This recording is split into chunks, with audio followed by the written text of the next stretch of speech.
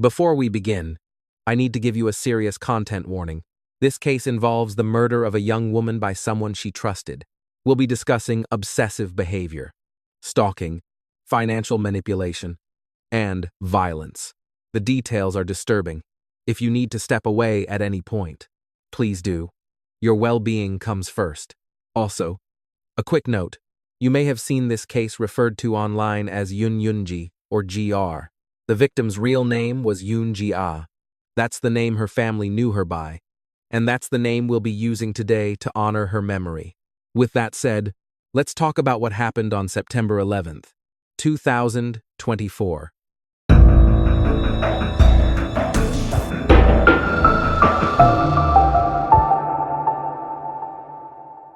September 11th, 2024. It's a beautiful afternoon in South Korea. Yoon Ji-ah, a popular TikTok influencer and streamer in her 20s, is doing what she loves. She's live streaming from Yongjong Island near Incheon, sharing the gorgeous ocean views with her followers. Over 300,000 people follow Yoon Ji-ah across her platforms. She's known for her warm personality, her comedy skits, her lifestyle content. People love watching her because she feels real, authentic, like a friend. At 3 in the afternoon that day, Yoon Ji-ah ends her stream. She thanks her viewers, waves goodbye, and signs off, just like she's done hundreds of times before.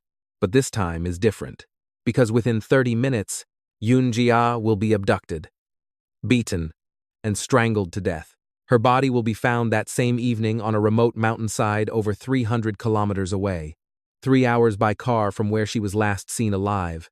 And her killer, a man in his 50s who spent over $70,000 on her streams, a man who called himself Black Cat, a man who claimed to be a wealthy CEO but was actually drowning in debt, a man who saw Yoon Ji-ah not as a person, but as an investment, a possession, something that belonged to him.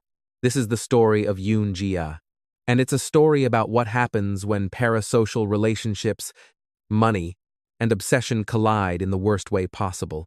Let me tell you about Yoon Ji-ah, because before she became a headline, before she became a cautionary tale, she was a real person with dreams and aspirations. Yoon Ji-ah was in her 20s. She was a content creator with over 300,000 followers on TikTok. Some sources say she had as many as 345,000 followers. She also streamed on Africa TV, one of South Korea's biggest live streaming platforms. Her content was exactly what you'd expect from a young, vibrant creator: comedy skits, day-in-the-life vlogs, fashion videos. She had that rare combination of charm and authenticity that makes people stop scrolling. But Yoon Ji-ah wasn't just an influencer. She was also an aspiring actress. She appeared in web dramas and had dreams of making it big in the entertainment industry.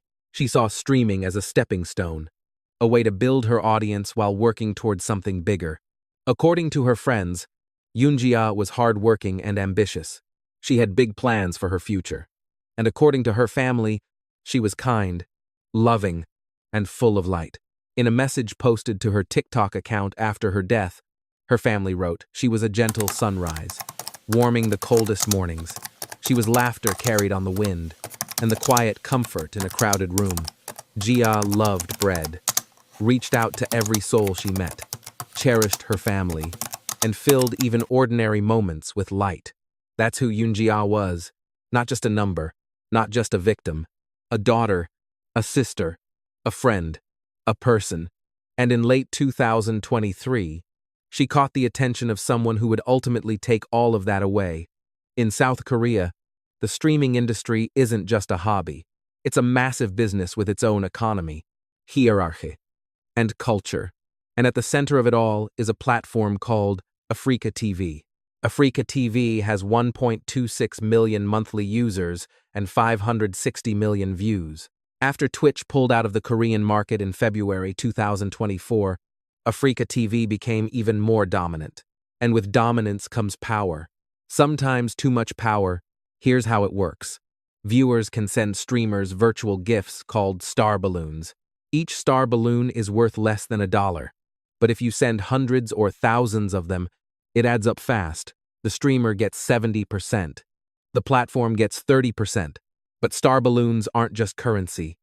They're status. The more you spend, the higher your level. The higher your level, the more influence you have. Top spenders can become VIPs with special privileges and access to streamers. To reach level 50 on Africa TV, you need to spend about 150 million Korean won. That's roughly 110,000 US dollars. It's an astronomical amount of money. And the people who spend that kind of cash aren't just fans anymore. They become investors, mentors, business partners, or at least, they think they do. This is where we meet Black Cat. Black Cat first appeared in Yoon Ji-ah's streams in late 2023, and from the beginning, he was different. He didn't just send a few star balloons here and there. He flooded her screen with gifts, massive donations that made other streamers jealous. Over the course of several months, Black Cat spent at least 100 million Korean won on Yoon Ji-ah. That's about 70,000 to 73,000 US dollars. Some sources say it could have been even more. This level of spending put Black Cat at level 46 to 56 on the platform. That's VIP territory. That's influence. That's power. And Yoon Ji-ah noticed. Of course she noticed. Wouldn't you? In late 2023, Black Cat revealed himself to Yoon Ji-ah. His real name, he said, was Mr. Choi. And he wasn't just a generous fan. He was the CEO of a successful IT company, a wealthy businessman who wanted to help her career. He talked to Yoon Ji-ah about business partnerships, about investments, about acting opportunities. He told her she had a bright future, and he wanted to be part of it. And for a young creator trying to break into the entertainment industry, this felt like a dream come true. Here was someone successful, someone with money and connections, who believed in her. So Yoon Ji-ah agreed to meet him. She trusted him. She believed he could help her. But here's the thing, Mr. Choi wasn't who he claimed to be. Not even close. The truth, Mr. Choi was a man in his 50s who was drowning in debt. His home had been repossessed through a forced auction. Loan sharks were after him. His finances were in complete ruin. And that $70,000 he spent on Yoon Ji-ah money he didn't have, money that pushed him even deeper into financial collapse. Mr. Choi worked at a social media marketing agency. He was not a CEO. He was not wealthy. He was broke, desperate, and falling apart. But as Black Cat online, he was powerful, admired, important. He had status in the streaming community. He was known as a big spending VIP. And Yoon Ji-ah became his escape, his fantasy, his only source of validation in a life that was otherwise a complete disaster. But it gets worse, because police later revealed that Mr. Choi had been investigated before for illegally detaining another female streamer. He had done this before, and he got away with it. At first, Mr. Choi played the role of mentor perfectly. He was supportive, encouraging, full of ideas. He convinced Yoon Ji-ah to enter into an exclusive contract with him, a business partnership where he would help grow her audience in exchange for exclusivity. And slowly, methodically, he began to tighten his grip. He started creating schedules for her, telling her when to stream, what content to make. He gave her what he called advice, but what was really coercive instructions and unreasonable demands. And here's where it gets truly disturbing. In South Korea's streaming culture, top donors often ask influencers to install tracking apps on their phones, so they can monitor them at all times, know where they are, who they're with, what they're doing. And it's believed that Mr. Choi achieved this with Yoon Ji-ah, that he had the ability to track her location whenever he wanted. Think about that for a second. A man in his 50s, obsessed with a woman in her 20s, able to monitor her every move. That's not mentorship. That's not business. That's surveillance. That's control. By mid-2024, Yoon Ji-ah had had enough. Her friends said she was under extreme stress. She confided in her family about Mr. Choi's controlling behavior. She told them she wanted to terminate the contract. She wanted out. She didn't care about the donations anymore.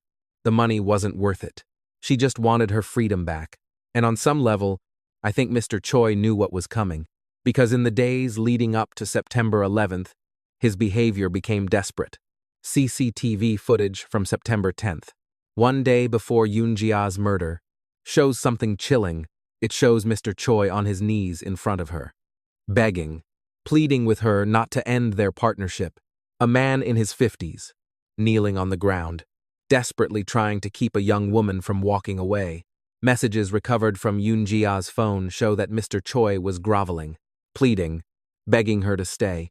The messages were reportedly even more disturbing than the CCTV footage. Yoon Ji-ah stood firm. She had made her decision. She wanted to cut ties. But for Mr. Choi, losing Yoon Ji-ah wasn't just losing a business partner. It was losing everything.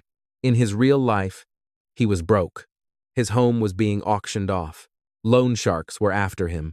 He was a failure. But as Black Cat, with Yoon Ji-ah as his star, he had status, power, identity, purpose. If she left, all of that would collapse. He would go back to being nobody. Just another middle-aged man drowning in debt with nothing to show for his life. And he had gambled everything on her success. $70,000 he didn't have. Years of his life building this persona, all of it for nothing if she walked away. So when September 11th arrived, Mr. Choi made a choice. If he couldn't have her, nobody could.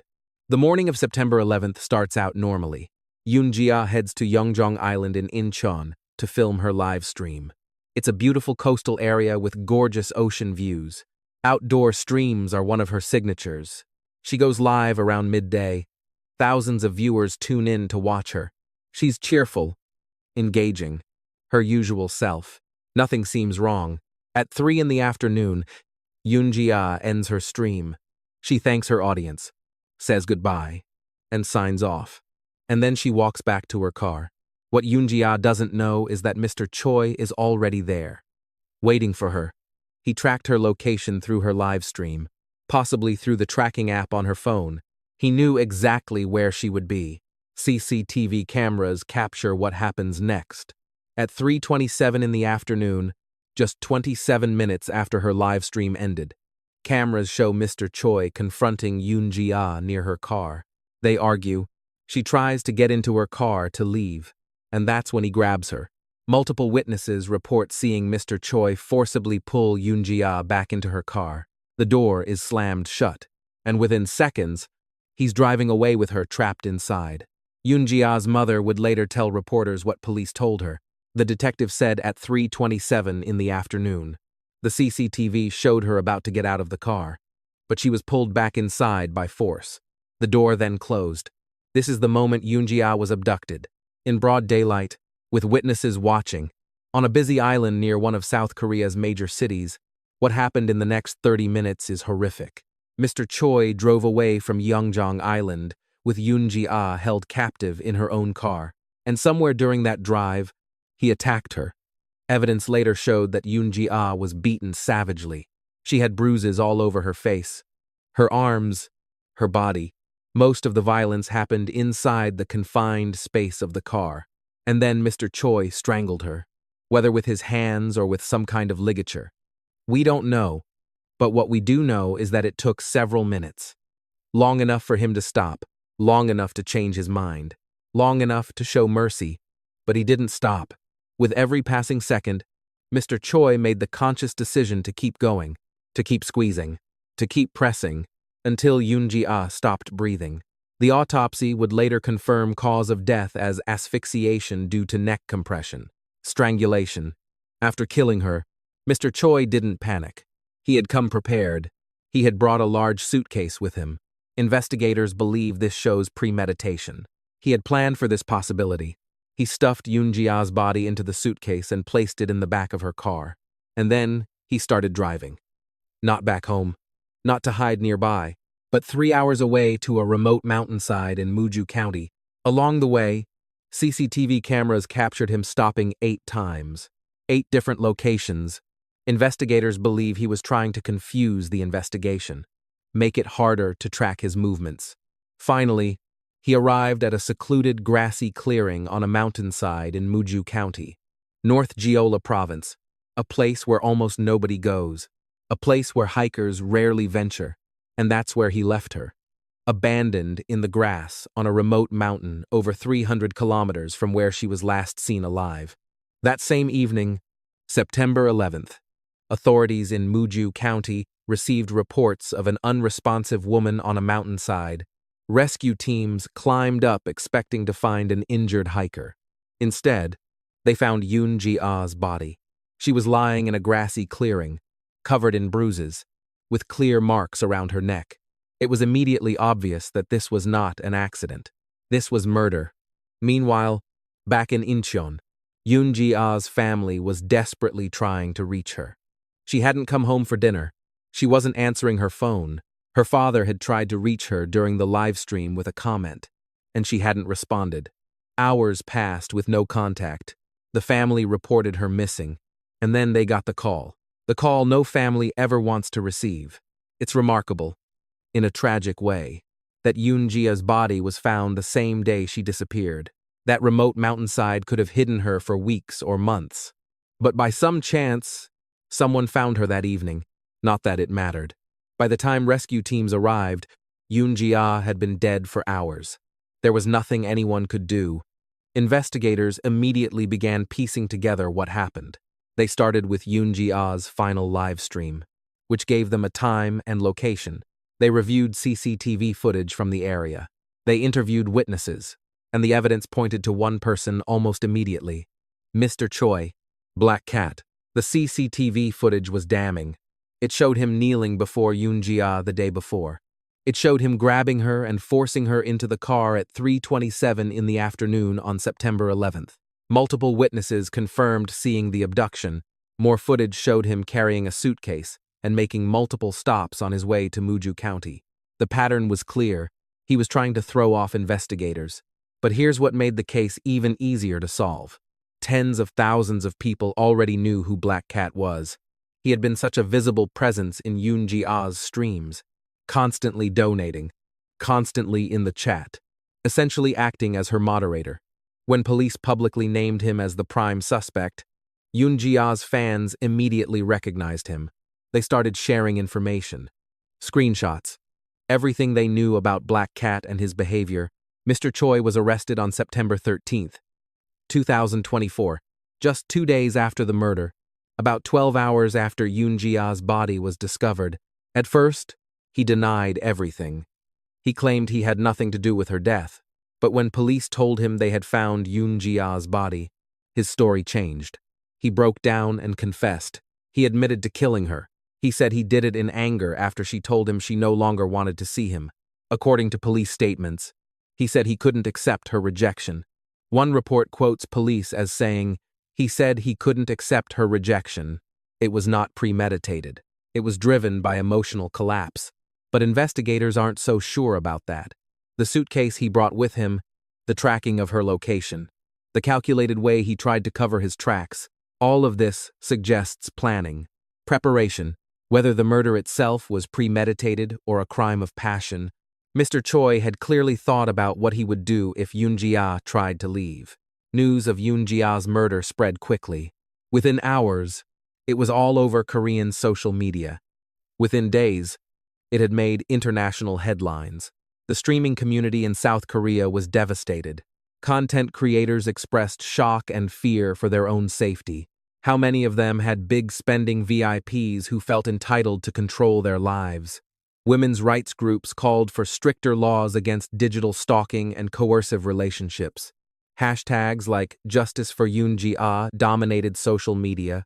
Thousands demanded that platforms like Africa TV take greater responsibility for protecting creators. On October 3rd, 2024, about 3 weeks after Yoon Ji-ah's death, the Korean TV show Curious Story Why aired a segment about the case. They profiled Mr. Choi and his double life. They revealed how he had posed as a wealthy CEO while actually being broke and in debt. The show sparked renewed outrage. People couldn't understand how someone with a history of illegally detaining female streamers was allowed to reoffend. How had the system failed so completely? In late September or early October, Yoon Ji-ah's family posted a heartbreaking tribute on her TikTok account. They thanked everyone who loved her. They asked people to remember her warmth, her kindness, Her light, they wrote, though Ji-ah walks no longer beside us. Her love and laughter will bloom forever within our hearts, like flowers that never fade. She will always be near, just as she dreamed. As of the making of this video, Mr. Choi's trial is ongoing. He has been charged with murder and related offenses. The case is working its way through the Korean legal system. There have been no public updates on what sentence he might face. In South Korea, murder can carry life imprisonment or even the death penalty in extreme cases. But whatever happens to Mr. Choi in court, it won't bring Yoon Ji-ah back. It won't undo the trauma her family has suffered. It won't make this right. This case isn't just about one obsessed man and one tragic victim. It's about a system that enabled this to happen. Let me explain what I mean. In South Korea's streaming culture, there's a massive power imbalance between top donors and creators, especially female creators. These big spending VIPs aren't just fans. They're treated like investors, business partners, mentors. They get special privileges, private access, influence over content decisions, and some of them ask for truly disturbing things. Tracking apps so they can monitor streamers 24/7, exclusive contracts that restrict who streamers can work with, control over schedules, appearances, even personal relationships. This isn't unique to South Korea, but it's particularly pronounced there because of how the platform economics work. When Twitch pulled out of Korea in February 2024, it created a vacuum. Africa TV became even more dominant, and with less competition, there's less incentive to protect creators. Yoon Ji-ah is not the first streamer to be killed in suspicious circumstances. In 2023, another Africa TV influencer named BJ Ah-young was found murdered in Cambodia. She had 250,000 followers. Her killers were connected to illegal gambling operations. How many other streamers have been harassed, stalked, threatened, or worse? How many deaths get classified as general suicides without acknowledging the role streaming culture played? The problem isn't the technology, it's the absence of boundaries. When donations can buy not just content, but control over a person's life, the system is broken, and the most vulnerable people pay the price. Let's talk about parasocial relationships, because understanding them is key to understanding what happened here. A parasocial relationship is a one-sided relationship where one person invests time, emotion, and energy into someone who doesn't know they exist. Think about celebrities and their fans, streamers and their viewers. The viewer watches hours of content. They hear personal stories. They see vulnerable moments. They feel like they know the streamer intimately. But the streamer, they see thousands of usernames scrolling by in chat. A crowd, not individuals. When this dynamic is healthy, it's fine. Most fans understand the boundary. They enjoy the content. They support the creator. But they don't mistake it for a real friendship. But when someone crosses that line, when they start to believe the relationship is mutual, things can get dangerous. And when you add money to the equation, it gets even worse. Mr. Choi spent $70,000 on Yoon Ji-ah. In his mind, he had purchased something. Access, influence, maybe even ownership. He didn't see Yoon Ji-ah as a person with her own agency. He saw her as an investment, a possession, something that belonged to him because he had paid for it. When Yoon Ji-ah tried to set boundaries, tried to reclaim her autonomy, he couldn't accept it. Because in his mind, he owned her, and you don't let your possessions just walk away. This is the danger of parasocial relationships amplified by money and platform power dynamics. It creates a toxic environment where some people feel entitled to control others. So what can we do about this? How do we prevent another Yoon Ji-ah?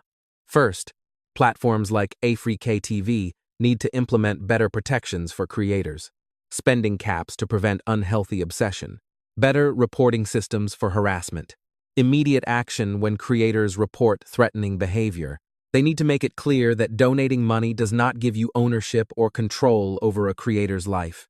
Period. Second, there need to be stronger laws against digital stalking and coercive control. Tracking apps without consent should be illegal. Exclusive contracts that restrict a creator's freedom should be unenforceable. And people with prior histories of harassment or detention like Mr. Choi, should not be allowed to reoffend. There should have been consequences the first time he illegally detained a female streamer. Third, we need better education about parasocial relationships, both for creators and for viewers. Creators need to know how to set boundaries safely. Viewers need to understand that the person on screen is not their friend, not their investment, not their possession. Fourth, content creators need support systems, agencies, managers, legal counsel who can help them navigate these dangerous dynamics. They shouldn't have to handle big spending VIPs alone.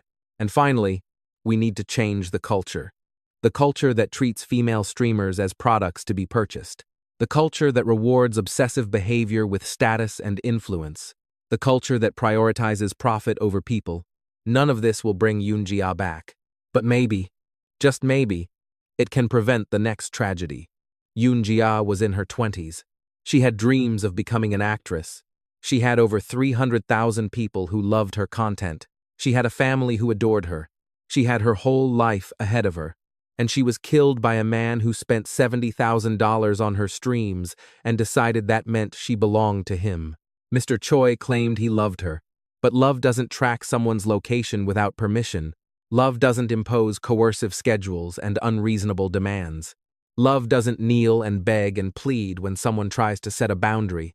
Love doesn't strangle someone to death in a car and dump their body on a mountainside 300 kilometers away. What Mr. Choi felt wasn't love. It was obsession, possession, entitlement. He saw Yoon Ji-ah as an investment that didn't pay off, as a possession that tried to escape, as an object that needed to be controlled or destroyed. He never saw her as a person, as someone with her own dreams, her own agency, her own right to say no. And that's what makes this case so heartbreaking and so infuriating. Yoon Ji-ah deserved better.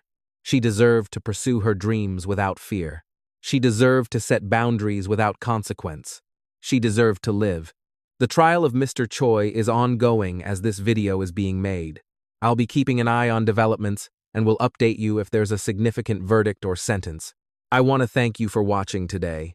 I know this was a heavy case, but I think it's important to talk about these issues. The dangers of parasocial relationships, the exploitation of content creators, the need for better protections and stronger laws. Yoon Ji-ah's story matters. Her life mattered. And by talking about what happened to her, maybe we can help prevent it from happening to someone else. As always, I'd love to hear your thoughts. Have you ever felt uncomfortable with parasocial dynamics in streaming culture? Do you think platforms are doing enough to protect creators? What changes would you like to see? Let me know in the comments below. If you found this video informative, please give it a thumbs up and consider subscribing to the channel. It really helps me continue bringing you these important stories. And please, if you're a content creator, remember this: your safety matters more than any amount of money or followers. Set boundaries. Trust your instincts. And if someone makes you feel unsafe, get help immediately. To everyone watching, remember that the people you watch online are real human beings, with real lives and real boundaries. Treat them with respect. Support them. Yes, but respect their humanity. Thank you so much for being here today. Take care of yourselves and each other. I'll see you in the next one.